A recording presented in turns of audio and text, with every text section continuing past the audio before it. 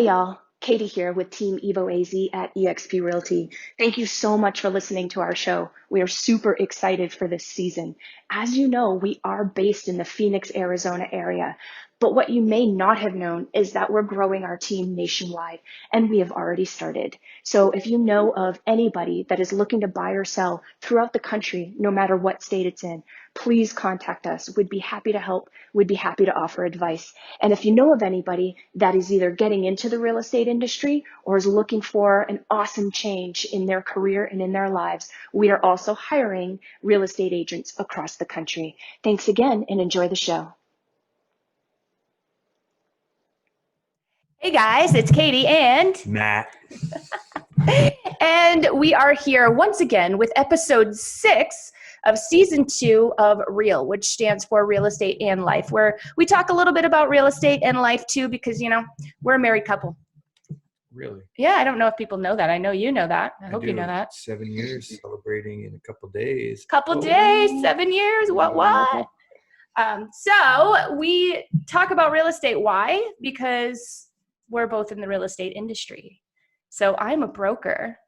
Yay me. And Matt's a salesperson. Yay him. So I always like to tease. Broker joke.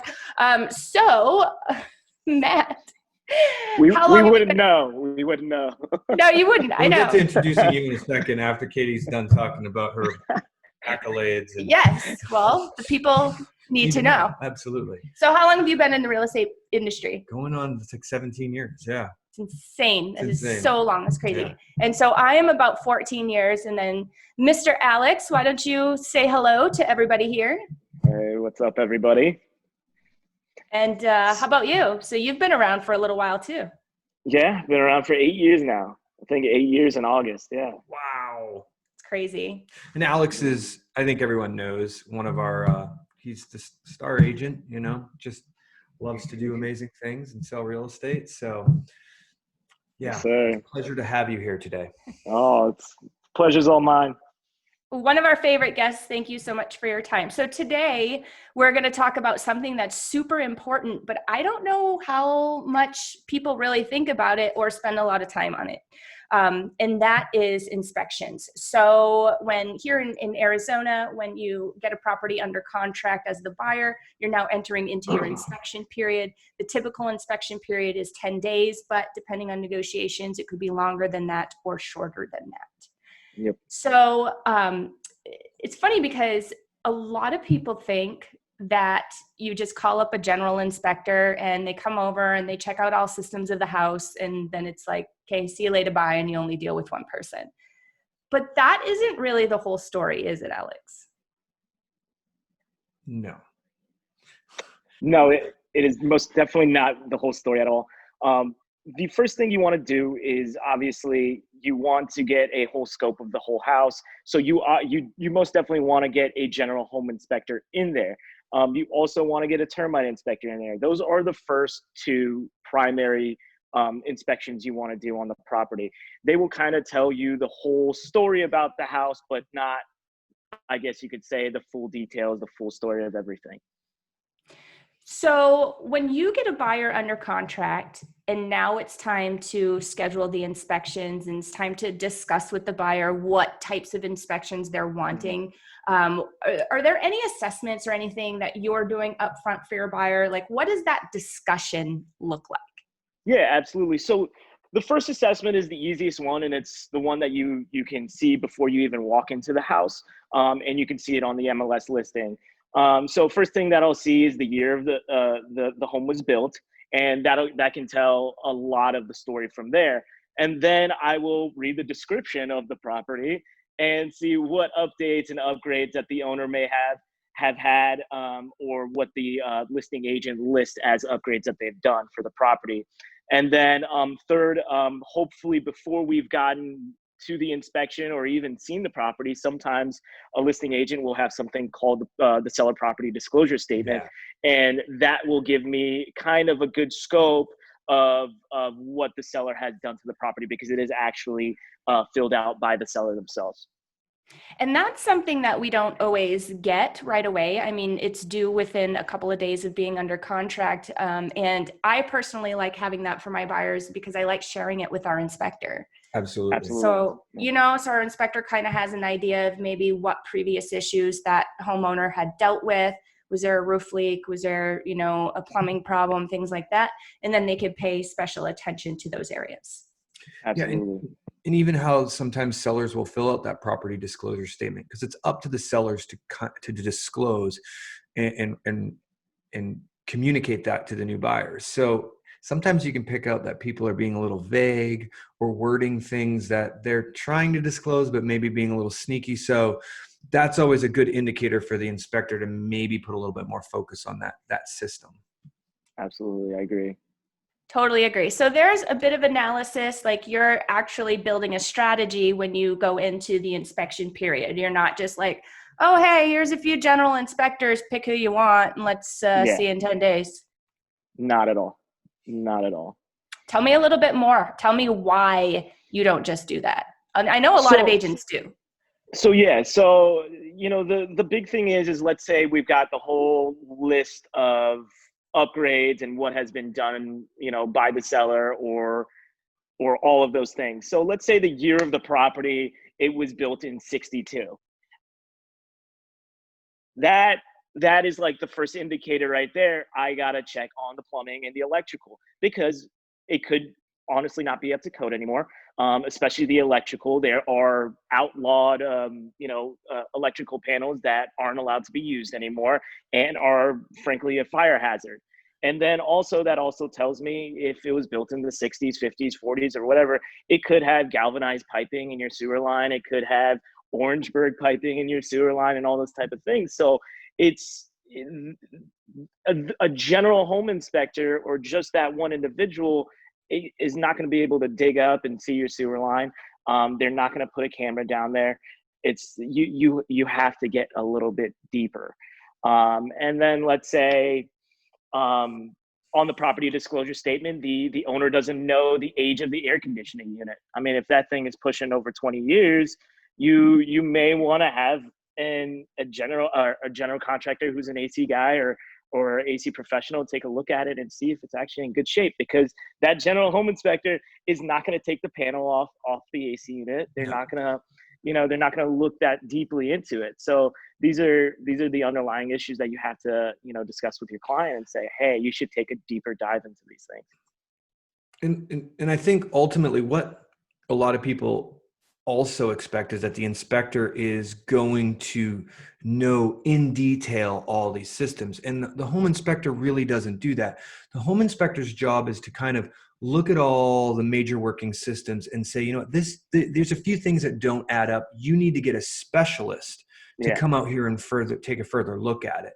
And that's why it's super important to make sure when you're having your inspection scheduled, knowing that you have some time after that inspection, if you need to get those specialists in there to further investigate some things, say it be a roof or electrical or HVAC. This is why you need a strategy up front. This is why you need to be thinking about what's going on with this house even before you get it under contract.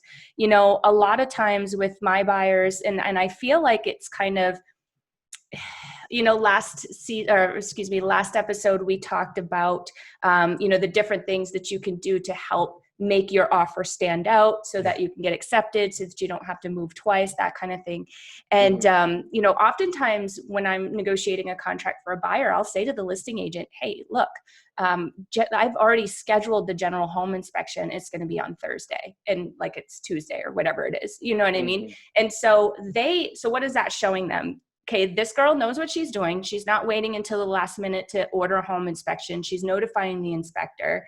They're already good to go. They're super serious about this property. And the biggest thing that it does for the buyer is it gives them that extra time. So it's hard right now with the way the market is moving to schedule these people within a reasonable amount of time. They're super busy. So if we're already doing that up front, then that really helps make it a little bit less stressful on our buyers, because let's face it, real estate is stressful either way you slice it. Like, there's going to be some days when you're feeling a little bit overwhelmed as a buyer. It happens. But if you're not rushing to get inspections or up against your expiration period for your inspection, up against that expiration for your inspection period, it's a little bit less stressful. You've got time to think, you've got time to work through things. Exactly. And it's also super important that your professional, your real estate agent, understands this process so they can guide you, but also have good, reliable contacts, because when you're dealing with time sensitive periods and all of a sudden, let's just say the inspection does happen on the 6th day of a 10-day period, and now you're trying to get a roofer or a plumber out there and you don't have any contacts, good luck. They are so backlogged right now. So having a real estate professional that has a team that's worked with them like we do, our roofers, our electricians, our plumbers, we're pretty confident that even in a short period of time, we can get someone out there for our clients. Some realtors just say it's up to the client to find that, which is insane. It's just absolutely crazy. Now you have this person that's trying to find someone that and it's not good. And they don't know the game. And that just adds to, being overwhelmed. And what we strive to do, as you guys know, is pull as much off of the buyers and sellers' plates that we can, because we're the ones that do this every day, all day. This is like clockwork for us. For them, it's not. And it's really, really stressful for them. So we do our best with that. I agree. So going through, just case in point, this actually happened to us. We had an inspection last week, and while we were there, property was completely remodeled. We had an old inspection. We had a contractor's warranty. We had all the information from the contractor. We had the spuds from the seller. We had all this stuff. And once we were at the general inspection, we realized, hey, we didn't feel like this before, but we really feel like this needs a sewer scope. Yeah. And, and then being seasoned and experienced, we were able to identify some of those telltale signs, like Alex was saying. What's the age of the property? What are some of the things that we're looking for? And, just to go in detail on this one is one of the indicating factors if a sewer line has been replaced or fixed, and it was built, before 1970, there's going to be a clean out on that sewer line. So if you're purchasing a home and all of a sudden there's no clean out, no one can find anything, that means that line is original. And I got to tell you, if the home was built in the 1960s, we're talking about, possible cast iron pipes. Yeah, and a 60-year-old, it's not a matter of if, it's a matter of when that is going to fail. And this buyer was buying this property because it was fully cosmetically updated, all new flooring, all this stuff. So when you start thinking about the possibilities that you're going to have to pull up all that new flooring and pull up all those new showers and go in to do this possibly 3 years into buying this property, it really contradicts the purpose of why you're purchasing that property. And as we learned, there were some really, really big issues with this sewer line. And then diving in to figure out exactly what the remedy would be if it was to become a big issue 5 years down the road, it really changed what the buyer wanted to do. And it was a big relief to have done that inspection. And to be honest, I got the call at 10 in the morning. Hey, we need a sewer scope. And so I called up my tried and true plumber and said, hey, I need a sewer scope yesterday. They got out that afternoon. Which is amazing. Try doing that with no relationships. Try it. See how it goes. And not paying thousands of dollars for someone to jump. Yeah. So we've got lots of little stories like that, but that's a good recent one. So I have a little list here. And on my list, I have 8 different types of inspections that you can get. And Alex, let's go through them all and you tell me if there's more, if I've missed any, but I think that I've got a pretty good list here.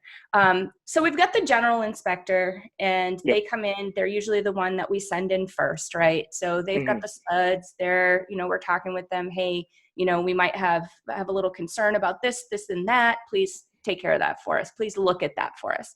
So the general, would you say there's really not much else the general inspector does? He just kind of goes over everything. Yeah, he goes, I would absolutely say that goes over everything. You're going to see with some inspections, they're going to have it set up that there's just a general package, but then there's things that you can add, like if you have a spa, if there's horse stables, if there's other things that, that they may want to have inspected. it's really good to make sure that those items are added. Absolutely. Yeah, that's a good point. And then, in pricing, all inspectors are, I would say, relatively comparable, but the higher in square footage that your house goes, you're going to be adding to the price there. If you add the horse stables, if you add pools on, those are going to be additional costs. Yep. And again, speaking generally, the general inspector is going to go over these systems, but it might not be a forensic inspection like you want to have. So let's just say you have an older pool, or let's just say there's a reason to have concern about that. One of the other inspections that we get is an actual pool professional to come by to check out the pool, check out the system, check out the cleaning system, the pump, all of that, the heater, if there's a heater, and also with the spa equipment as well. I mean, we've had some interesting scenarios in the past. We've had pools that leak. Yep.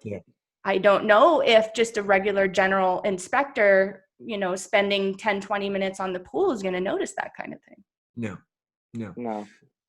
And, he's just going to see the natural evaporation of the pool. And I mean, I had 2 weeks ago an inspector that was like, maybe it could be that, maybe it's not, but we ended up finding out the autofill wasn't working, the pool wasn't getting filled up, and it's 110 degrees. The pool is just naturally evaporating. So right. Now imagine if you went digging for a leak, but it was actually just the autofill.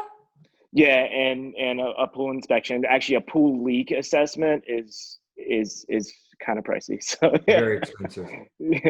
Depends what it is. And at the end of the day, all these inspections, all these things are very complex, just like a home is. And that's why it's really important to kind of do your research, take other people's words for it, but especially in this day and age of technology, it's simple enough to say, hey, Google, look, find a baseline and ask your inspector these questions. But most importantly, have seasoned agents like us representing you that know exactly what to look for, know how to be proactive, know how to set expectations. It's just crucial. Yeah, super crucial. This is a really important part of the contract, especially for the buyer, which is why we're spending so much time on it. The next thing that we always suggest, so we always suggest a general inspector. I mean, depending on the situation, there's other things we suggest, but always a general, and then a termite. We always suggest a termite inspection. So you want to know if there's any of those little pesky bugs hanging around. What are the two types of houses in Arizona, guys?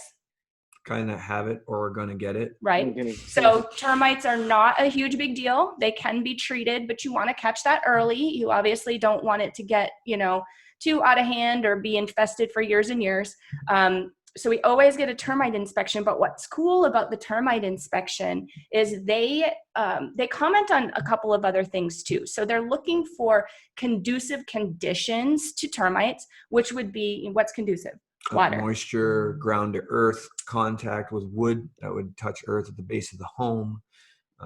Water stains. So water, is there water that's not being distributed away from the home appropriately, like Matt said? So the grade outside, the grade all around the perimeter of your home, it's really important. That should slope at a certain angle away from the home. You don't want stuff sloping into the home where it's going to sit up against the foundation. It's going to create foundation issues for you, potentially. We can talk about that in a minute.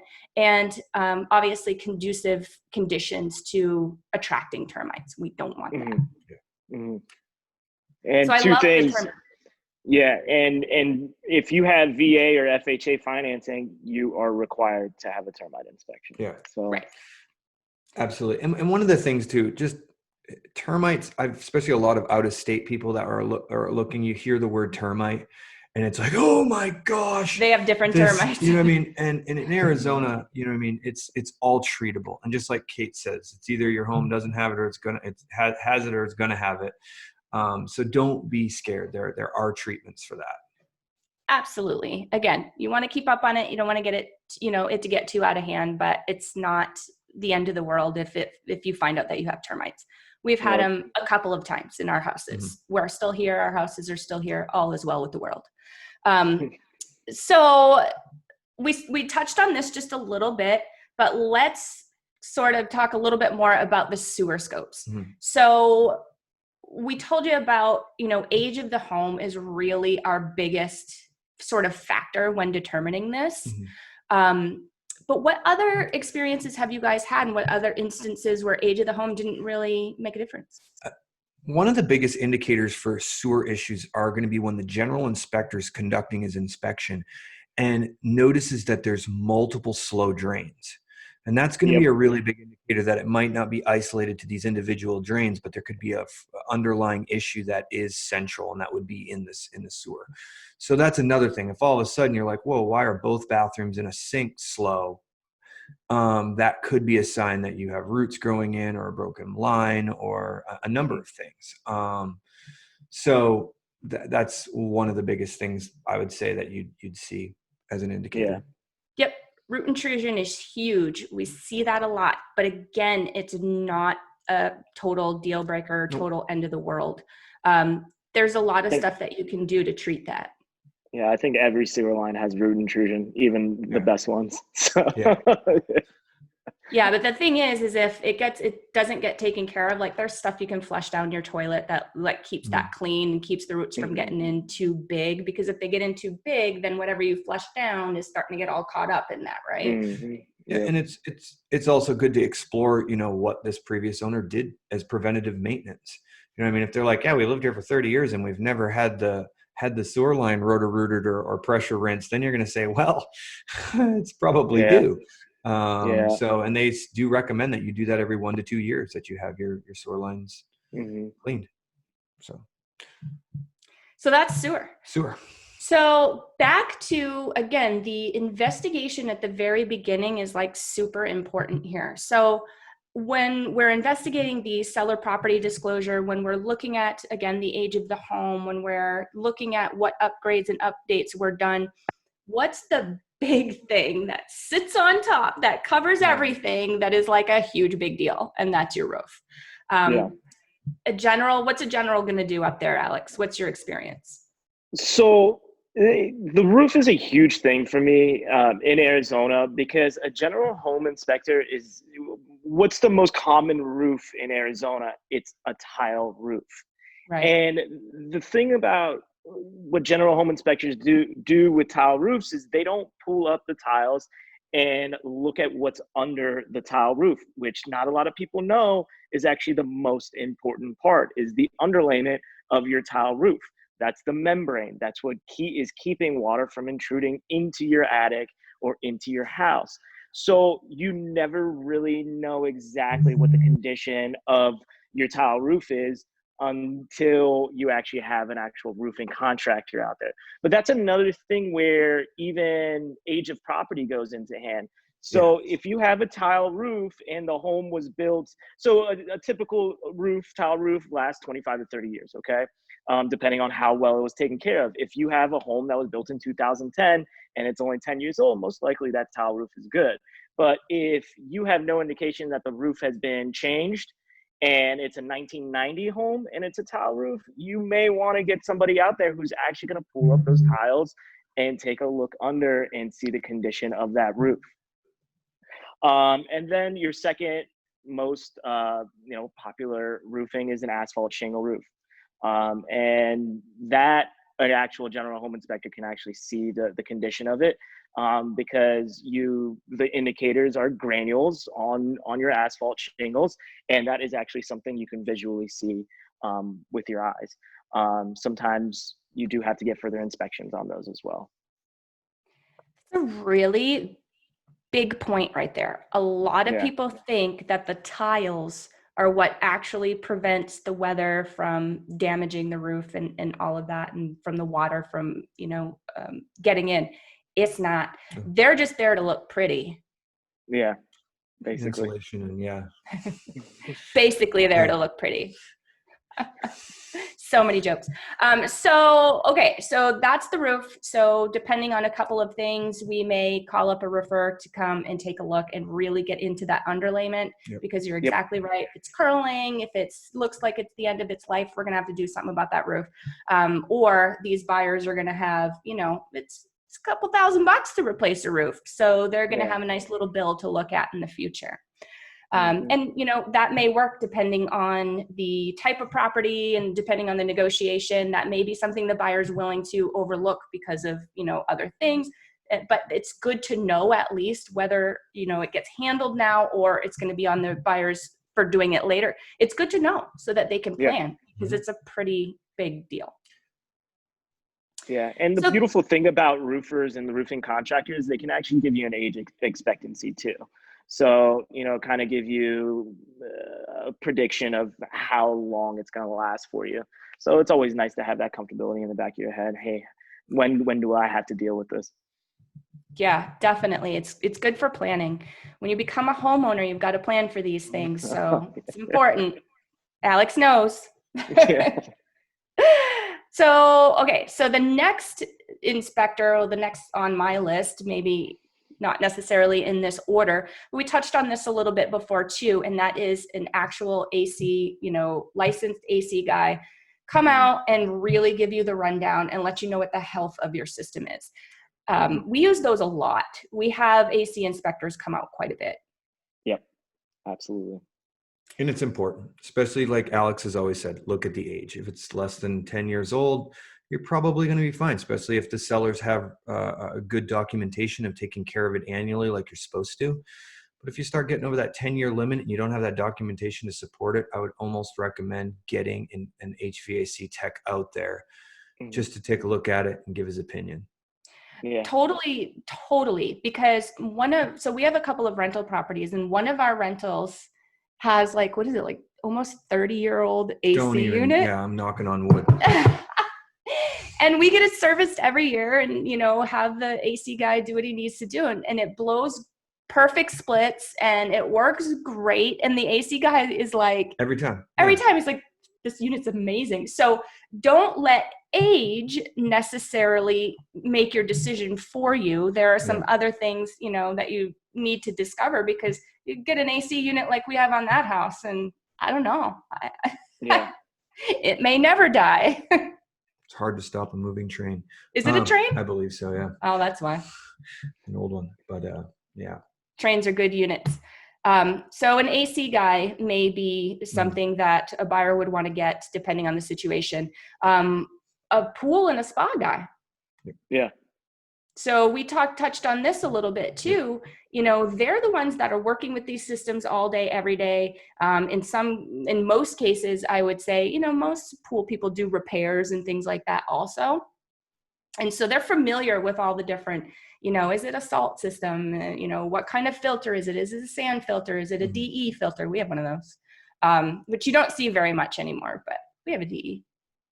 So anything to touch on there? Any cool stories, Alex, about pool guys? I have my own story. I had a pool leak on my pool, and that wasn't fun. And it took me about a year to figure out exactly what it was. That's definitely something and you don't find out until summer when you get your water bill and it's like $400 or $500. Exactly. So, but yeah, I mean, pools are pretty typical, and the things that you need to know is, that PVC right around your pool equipment, it's cooking in that heat for every single day. So those are 9 times out of 10 on all my inspections. There's usually 1 or 2 leaks inside those. So that's a typical thing. You just need to get your fittings and your PVC redone. So it's not a huge deal. And one of the other things that's really important, if you're looking at a pool and you're the buyer, you're going to have in-floor systems, and then you're going to have the regular little creepy crawler that goes around. The in-floor systems can be extremely expensive. So that's why sometimes if there's an existing in-floor system, the pool's over 20 years old, it might make sense to have a pool guy go and check and really verify that system, because those heads can sometimes cost $80 to $100 a piece. And when you get 10 of those in the pool and the system that runs it, it can go quick. So it's really good to have all that checked out. Yeah, that's a good point. What about foundation inspectors? And that's a whole different foundation inspector is ultimately going to be a structural engineer. Yeah. Now, we've danced this dance. I could go into with the same house that has the awesome the AC. same house. We bought it with unbelievable foundation issues. We were able to remedy it with a structural engineer, and he ultimately gave, we'll say, some steps that we needed to follow and things that we needed to do to ultimately get him to sign off on. Now, one of the good things is the home inspector that comes out, he's going to be kind of your gauge. He's going to really say, okay, I'm noticing some cracks here that are larger than a quarter. Right. That's usually what they say. If you can't fit a quarter into it, don't worry about it. It's probably a normal settlement crack on the floor. Mm-hmm. What to look up at the ceilings to see if there's any type of cracking. If there's horizontal cracking on the exterior of the foundations, they're going to really be able to say, hey, this is cosmetic. It's something you're probably going to want to give some attention to so it doesn't get worse, but I wouldn't really worry about it. Or they're going to say, this is really serious. This is beyond my scope. You need to get someone else out here to take a look at it. And that's once again where having an experienced agent really, really comes into play, because in foundations, there's a lot of people that will take advantage of you. They'll come and they'll say, hey, this is the sky is falling, your roof is falling. And they're going to say it's 50, 70 grand to fix, where it could only be a few grand to fix. So it's really, really important to make sure that you're aligned with people that have danced this dance before. Yeah, and can pick out somebody's BS, basically. Yeah, ultimately. And in Arizona, the biggest things that are going to be causing foundation issues, the biggest one is water. Yep. And that is water pooling by the foundation. That is going to be slab leaks. That are going to be things that are really causing our ground to shift. You hear about faulty soil issues, but that's something you usually learn about because most of these homes were built 15 years ago, and there's already been lawsuits and there's already been determinations that there were soil issues. So if you're not seeing that within the community and there's foundation issues, I am 90% positive it's going to be water related. Yeah. Yep. Those beautiful bushes up against your house. Yes, exactly. Yeah. Not good. Not good at all. And that was part of our problem. Yes. On that particular one.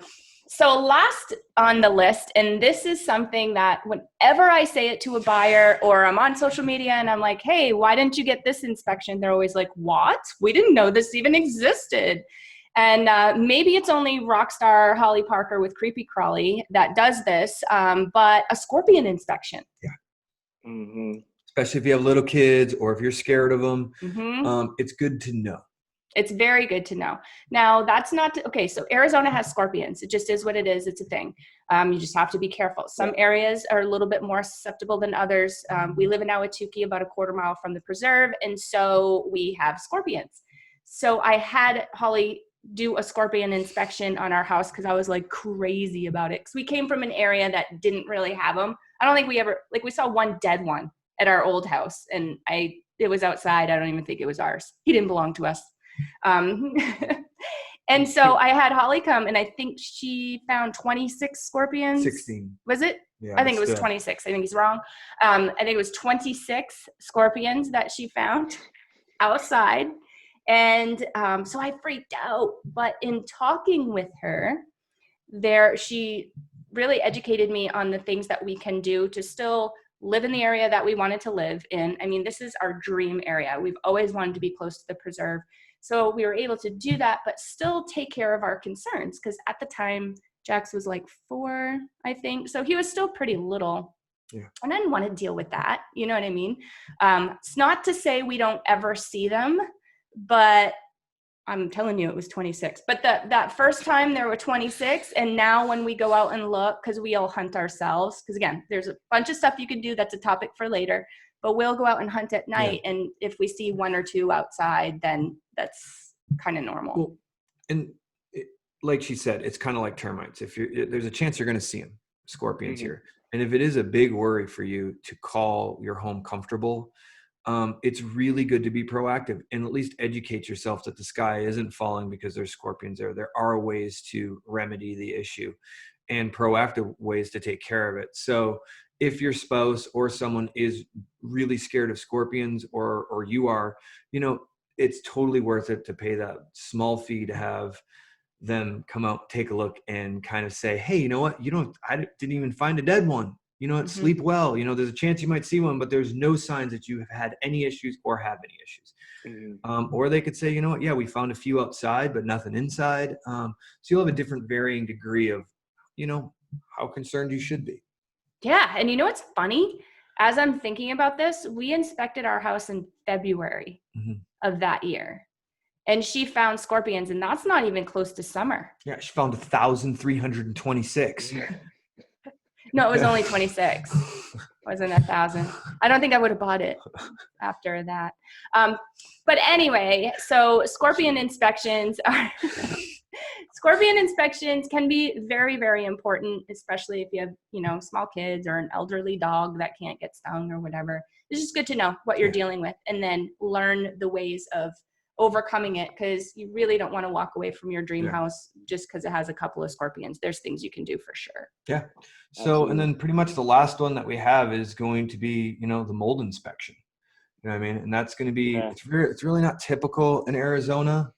But it is, but you find it. So I have heard that too. And what I'm seeing just through experience, because I've had several mold inspections done actually in the last couple of months, is the deadly stuff is a lot less common. Yes. And that's what I was going to say. Like at the end, when you hear about Stachybotrys, black mold, stuff that's really causing issues, it's rare.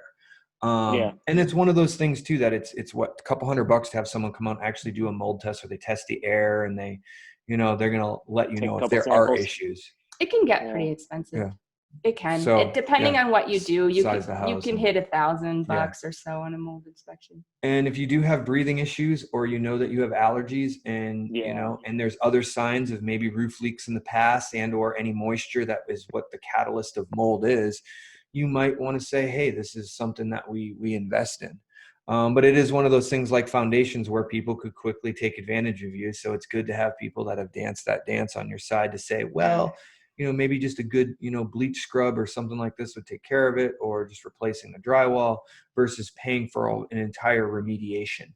But once again, it's really case specific. So I think it's really good to get that test if you think it's there. Yeah. And the inspector usually will say, hey, you know, looks like there's moisture here. Well, where there's moisture, could be mold. Yeah. So. Yep. Especially if there's an active leak, because mold likes heat, which we have here in Arizona, and it likes wet. So if you've got an active source, then I mean, chances are. So good point, Matt. Did we miss anything, Alex? I guess we didn't. No. We didn't miss anything. Poor Alex. We've been having a little bit of connectivity issues today. So Alex is a little frozen, but there he is. Back. Yeah. You know what? It's great. At least you froze with a really good like face. You had like blue steel. Yeah. Instead of having that. When you're all stuck looking like you're in a wind tunnel or something. Yeah. So it was really good. It was a good pause. But if you didn't hear me, maybe you did. Was there anything on that list that we missed? Matt picked up an extra one than I had on my list. I don't know if you noticed, but did we miss anything? No, I don't think so. But you know what I wanted to add though is these can add up. You know, obviously these prices of these inspections can add up. But what I always tell all my buyers is, would you rather pay a couple $100 to know what's going on in your house, or pay a couple $100,000 for a property and not know what's going on, or pay that couple $100,000 and then a couple thousand after that to do all these repairs? So I think you protect yourself, and that's what these 10 days. That's what these 10 days are for the inspection period. Protect yourself and know what you're getting into. Absolutely, I totally agree. All right, guys. Well, thank you so much for being here with us today. As always, it's awesome talking to the both of you. And audience, please do us a favor and like, subscribe, follow us on your favorite platform. And please download these episodes, because it's really important to download them, especially if you're on iTunes. Then we get credit for it. And we know, we can see our audience growing, which gets us really excited, because we want the real news to get to the real people. I mean, it's all about real news here, right? Yeah. Yep. All right, guys. It's been real. Alex, thank you. Pleasure. Thank you. Yeah, thank you guys. Thank you for having me. All right. Bye. All right, bye.